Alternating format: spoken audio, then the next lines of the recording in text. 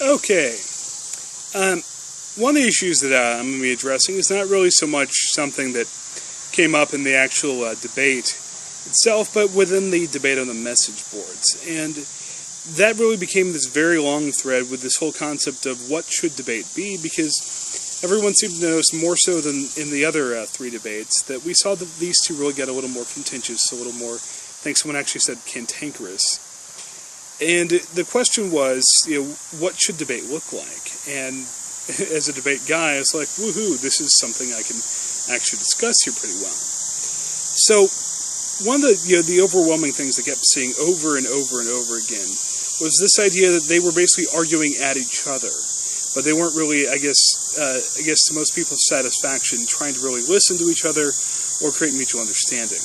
And this was viewed by a good number of the students commenting as something of a bad thing. Honestly, I thought it was awesome.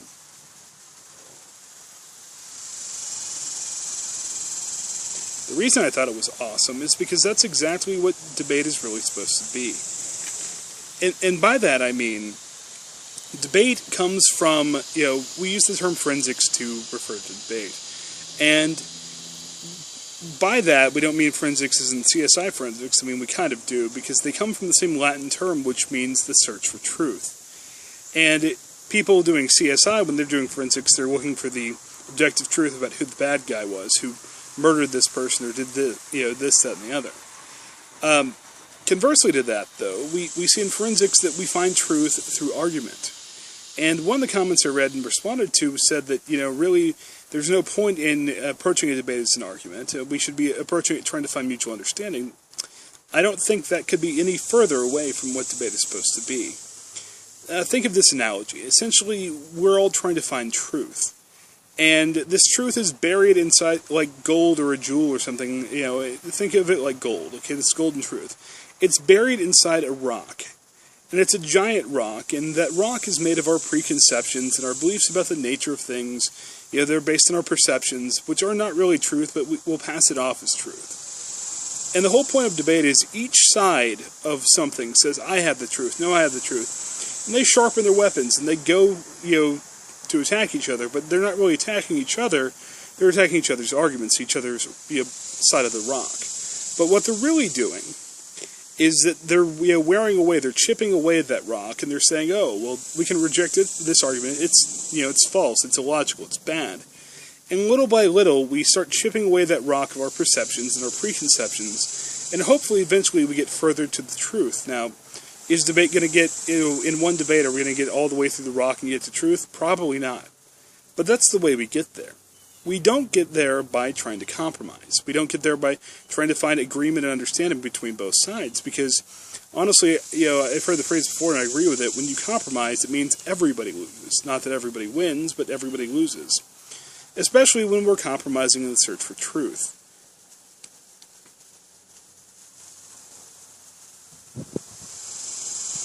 For instance, okay, our criminal justice system is set up to find truth. It's not the best system in the world, but, as was said about democracy, that it's not the best system, but it's better than all the others. So, when we look at this, how a criminal trial is supposed to work, the prosecution comes and they have their evidence, and they have their witnesses, and they make their arguments. And the defense has their witnesses and their evidence, and they make their arguments. And at the end of the day, a judge or a jury or someone is deciding, who has proven the case more, who has gotten us closer to the actual truth. Now, that's the way the process is supposed to work, but something like 98 or 99% of the time, the case settles. And what happens is, the whole idea of settling is supposed to be, well, okay, I'm guilty, but, I'm going to cut a deal so I can get less time. But that's not always really the case. The whole point of settling, though, is to find a mutual agreement.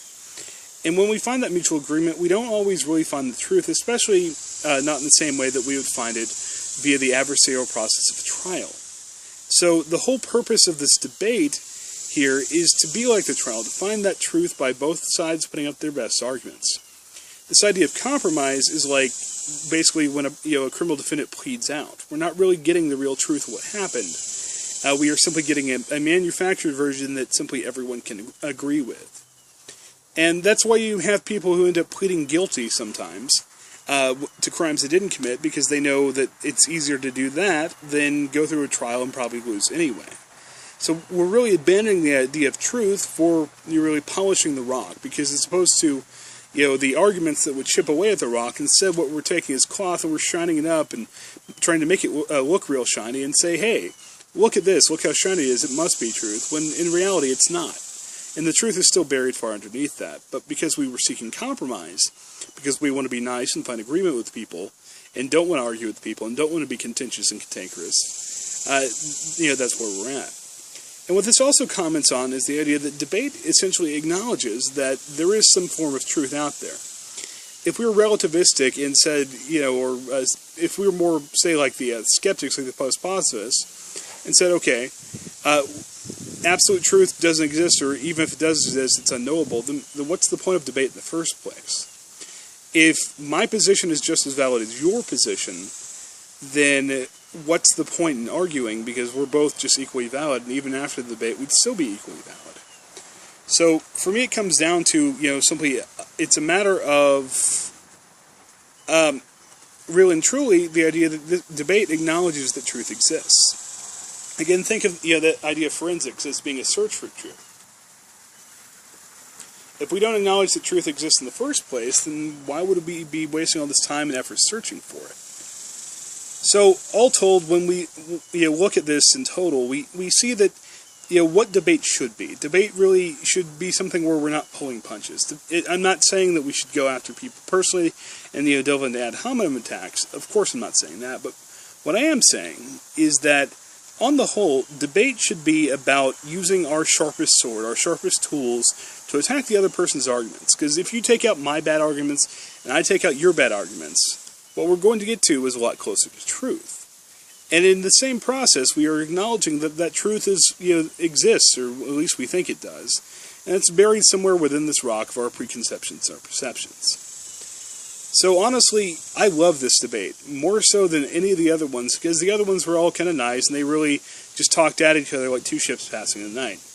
This was what I really characterize as a debate. This was two people who had two diametrically opposed positions.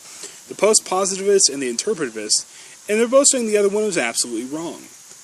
Now, I don't think either were actually absolutely wrong, but it's only by taking that stance and taking that position of argument that we can actually get to where we want to be. That being said, I've really enjoyed this class. I know this is the last day of it, and I'm posting kind of late, but hopefully at least some of you will get to see this and maybe get the same kind of appreciation for debate that I do.